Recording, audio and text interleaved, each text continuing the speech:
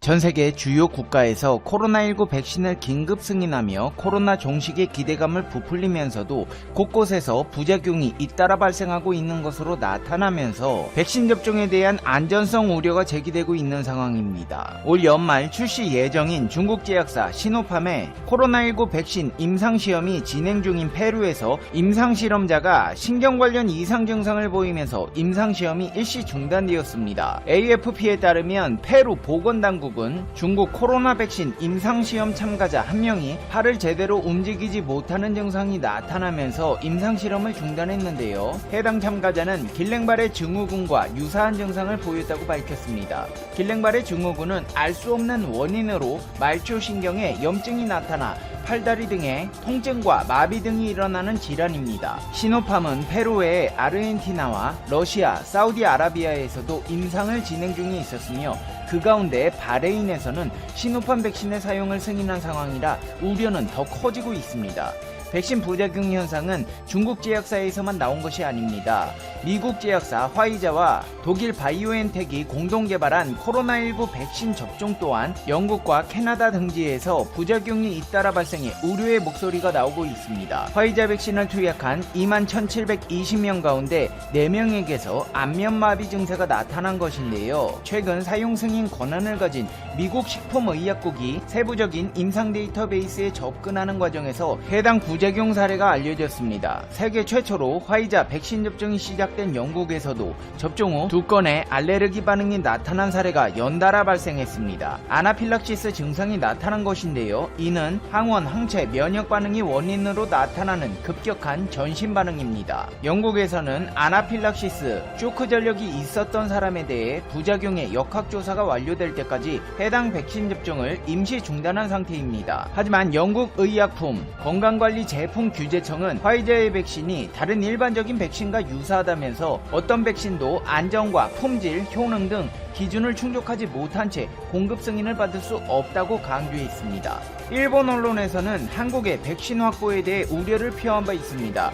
방역 모범국으로 불리던 한국이 흔들리고 있다며 비판하고 나선 것인데요. 도쿄신문에서는 한국 정부는 철저한 검사와 격리를 통한 K-방역을 자랑해왔지만 백신 확보가 일본, 미국, 유럽 등에 비해 늦어지고 있다는 비판이 높다. 의료 붕괴의 위기는 감염자의 7-80%가 집중된 서울 등 수도권에서 높아지고 있다. K-방역에 자만하던 한국 정부가 다른 나라에 추월당한 것이다. 한국의 보건복지부 장관은 외국에서 코로나19 백신의 부작용이 수개월간 검증된 후 접종하는 것이 올바른 순서라고 하지만 확보된 것은 영국 아스트라제네카가 개발한 백신 1,000만회 뿐이며 나머지는 불투명하다. 한국 정부는 당초 목표의 60%밖에 백신 확보를 하지 못했다면서 국내 제약회사의 백신 개발을 기대하고 지원해왔지만 임상시험도 진행되지 않고 있다는 허위 사실을 유포하며 비판했습니다. 니혼게이자이 신문에서도 코로나19 대책에 있어서 올봄 우등상으로 꼽혔던 한국과 독일이 겨울철 감염 확대로 시련을 겪고 있다면서 한국은 철저한 검사로 감염자를 격리해 감염 확대를 막는 K방역으로 1차 확산을 억제했지만 최근에는 감염 경로가 불분명한 감염자의 급증으로 인해 중대한 기로에 서 있다고 우려했고, 요미우리 신문 역시 한국 정부는 감염자의 이동 경로 파악을 골자로 한 대응을 K방역이라고 명명하고 세계 표준이 됐다고 강조해왔으나 성공 여부를 재검토해야 할 시기라고 비판적으로 보도했습니다. 하지만 정작 이렇게 대한민국 상황에 대해 걱정해주는 일본의 상황은 더욱 심각합니다. 3,000명에 육박하는 확진자의 사망자도 최대치를 기록하며 야구장 실험과 고투 트래블의 결과를 확인하고 있는데요. 심지어 스가 요시히데 일본 총리는 대책본부 회의에서 그동안 자신만만하게 진행해오던 고투 트래블 사업을 이달 28일부터 내년 1월 11일까지 전국적으로 일제히 중단한다고 발표했습니다. 그는 전문가 참여 대책회의의 제언을 근거로 연말 연시에 걸쳐 더 이상의 감염 확대를 막아 의료기관 등의 부담을 경감해 일본 국민들이 안정된 새해를 맞이할 수 있도록 최대한의 대책을 강구하기로 했다며 전문가들이 감염 위험 위험이 높은 곳으로 음식점을 지적하고 있어 영업시간 단축 요청을 부탁하지 않을 수 없는 상황이라고 말했습니다. 지금 당장 긴급 사태를 선언해도 모자란 상황에 그런 생각은 하지 않고 있다며 고투 트래블 일시 중단으로 여행 예약을 취소할 경우 정부가 최소의 수수료를 보장한다는 방침을 밝혔습니다. 전문가들은 일찍부터 겨울철 집단 감염에 대해 예고해왔습니다. 미국 캘리포니아 스탠포드 대학의 미생물학자인 데이비드 렐머는 코로나19가 전성기를 맞을 것이며 향후 매우 어려운 몇 달이 될 것으로 예상한다. 인플루엔자 등 여러 호흡기 바이러스 감염병 발생은 통상 겨울에 증가하고 여름에 감소하기 때문에 대유행이 진행 단계인 점, 바이러스 확산 상황, 추운 겨울의 생활 패턴 등을 감안할 때 겨울철 코로나19 발생이 더 심각해질 수 있다고 밝힌 바 있습니다. 결국 코로나19 확산을 방지하기 위해 최대한 사회적 거리 두기와 마스크 착용 등의 확산 억제 조치를 취할 것을 강조해 왔는데요. 상황이 이런 가운데 셀트리온 코로나19 항체 치료제가 특정 환자 치료 목적 사용 승인을 받고 국내 환자에게 처음 투여됩니다. 이는 식품의약품안전처로부터 특정 환자의 치료 목적 사용 승인을 받은 데 따른 것으로 조건부 승인 이전 일부 코로나19 환자에게 먼저 투약될 전망입니다. 중앙방역대책본부 코로나19 브리핑에서는 임상시험과 별개로 의료 현장에서 특정 환자 치료를 위한 코로나19 항체 치료제의 치료 목적 사용이 식약처로부터 한 건 승인돼 곧 투약될 것으로 파악하고 있다고 말했습니다. 치료 목적 사용은 임상시험 중인 의약품을 생명이 위급하거나 대체 치료 수단이 없는 응급 환자에 쓸 수 있도록 식약처가 승인하는 제도입니다. 현재 국내에서 개발 중인 코로나19 치료제 중 셀트리온의 항체 치료제가 가장 빠른 것으로 평가받고 있는데요. 정은경 중앙방역대책본부장 또한 코로나19 정례 브리핑에서 국내 코로나19 치료제 개발 전망에 대해 항체 치료제가 개발 일정이 가장 빠를 것으로 보고 있다고 말했습니다. 셀트리온은 이미 국내 코로나19 항체 치료제 공급을 위해 지난 9월부터 송도 생산시설에서 치료제 생산에 돌입해 약 10만 명분의 초기 물량을 확보한 상태입니다. 셀트리온의 회장은 지난 11월 연내 식약처에 코로나19 항체 치료제 조건부 승인을 신청하겠다며 내년 봄 한국을 코로나19 청정국으로 만들겠다고 밝힌 바 있습니다. 종근당에서도 치료제 글로벌 임상 3상 승인에 성공했습니다. 종근당이 코로나19 치료제로 개발 중인 나파벨탄이 러시아, 멕시코, 세네갈에 이어 호주에서도 코로나19 치료제 임상 3상 계획을 승인받은 것인데요. 이에 따라 나파벨탄은 호주 식약처가 코로나19 종식을 위해 시행 중인 글로벌 임상 프로젝트의 시험대에 오릅니다. 이 임상 프로젝트는 호주 멜버른 대학의 감염병 전문 연구기관인 피터 도어티 연구소가 주도하고 호주, 뉴질랜드, 인도에서 70개가 넘는 기관이 참여합니다. 종근당에서는 이번 프로젝트의 참여로 나파벨탄이 코로나19 치료제로서의 개발 가능성에 한층 더 가까워졌다며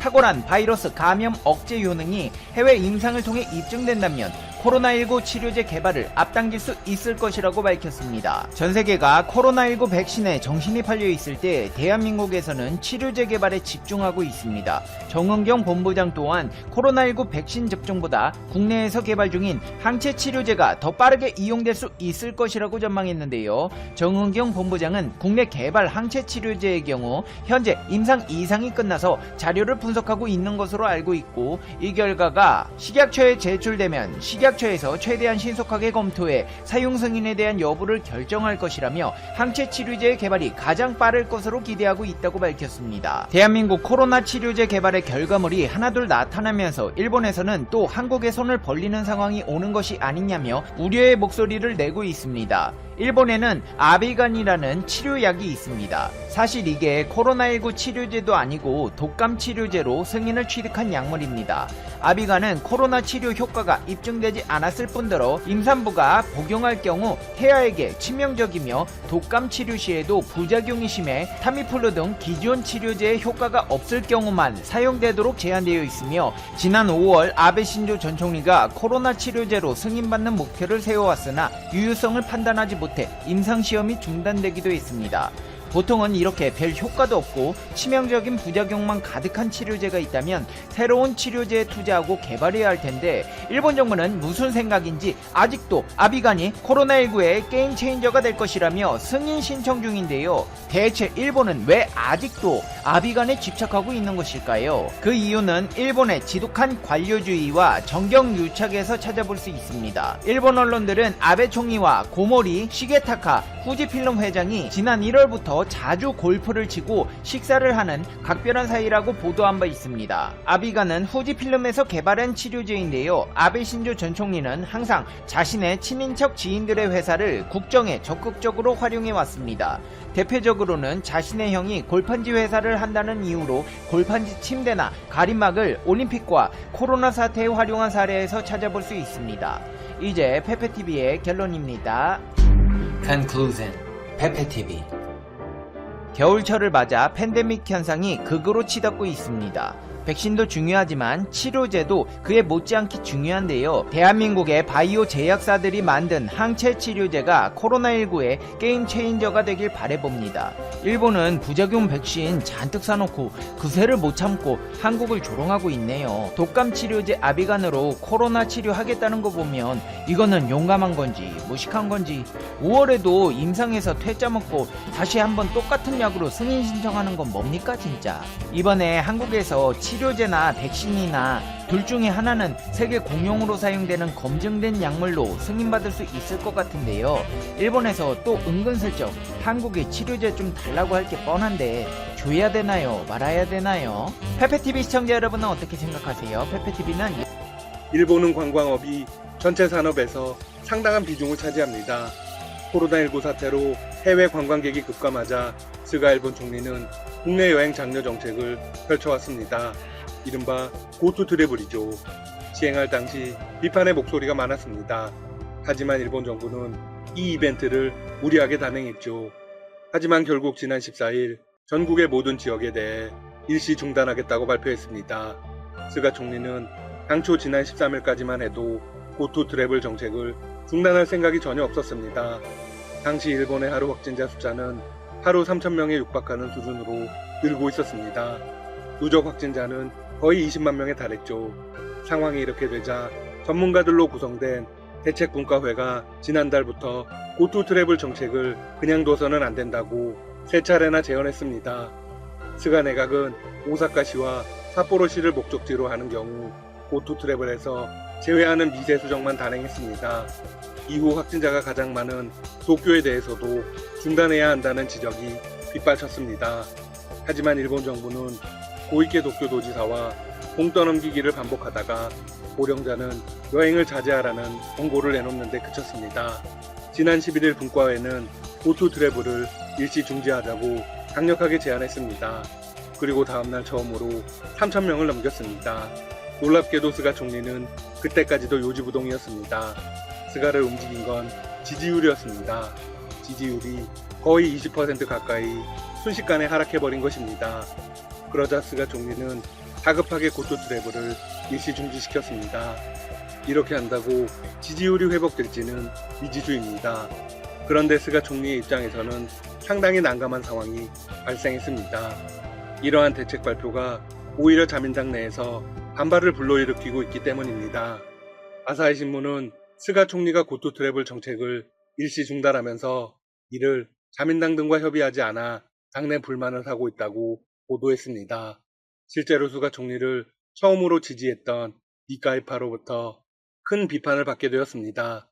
특히 니카이파의 수장인 니카이 도시 1호 간사장은 전국 여행업협회 회장을 맡고 있습니다. 그러니 고투 트래블로 얼마나 많은 혜택을 받았겠습니까? 니카이파의 전 간부는 이런 발언을 하기도 했습니다. 중지할 거라면 업계의 금전적인 지원책도 함께 해야 한다. 아무런 지원책도 발표하지 않고 중지하는 것은 니카이 간사장의 얼굴에 먹칠을 하는 것과 같다. 코로나 상황이 엄중한데 정치인의 얼굴에 먹칠을 하는 게 그렇게 중요한 일인지 잘 모르겠습니다. 그 다음 이야기는 더 가관입니다. 누구 덕분에 총리가 될 수 있었냐? 이제 다음은 없다. 네, 사실상 스가 총리를 저는 지원하지 않겠다고 엄포를 놓은 것입니다. 그런데 아이러니한 상황이 일어났습니다.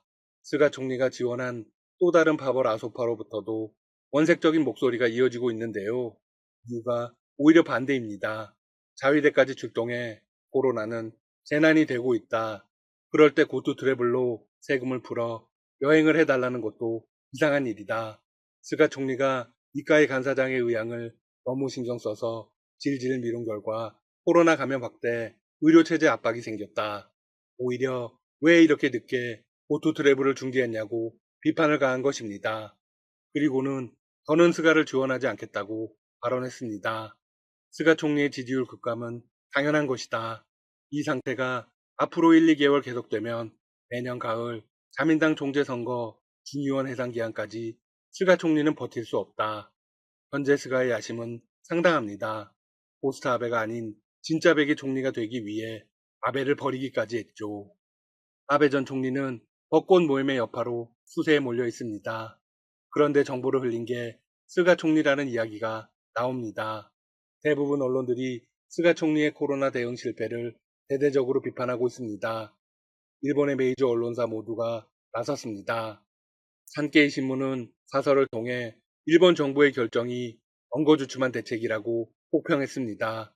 마이니치 신문도 전문가의 제언을 제대로 수용하지 않았다가 대응이 늦어지게 됐다며 감염을 확산시킨 정부의 책임은 무겁다고 비판했습니다. 일본 1위 언론 요미우리 신문 역시 일본 정부가 규정한 승부가 걸린 3주가 곧 종료하지만 각지에서 감염자가 속출하고 의료체제가 심각한 상황에 부닥치는 등 사실상 대응에 실패한 것이라고 분석했습니다. 상황이 이렇게 심각한데 현지에서는 더욱 놀라운 소식이 전해졌습니다. 내년도로 연기된 도쿄올림픽의 성화 봉송을 내년 3월로 확정했다는 소식입니다. 일본은 여전히 올림픽을 포기할 생각이 전혀 없는 것입니다. 도쿄올림픽 조직위원회는 내년 3월 25일 후쿠시마현 제2빌리지를 출발해 121일간 전국 47개 지역을 도는 올림픽 성화 봉송 계획을 공식 발표했습니다. 제2빌리지는 2011년 3월 동일본 대지진 당시 후쿠시마 제1원전 폭발 사고 수습 대책 본부가 설치됐던 축구 훈련 시설입니다. 일본 정부는 동일본 대지진을 극복하고 부흥하는 모습을 전 세계에 홍보하기 위해 일찌감치 이곳을 성화 출발지로 삼았습니다.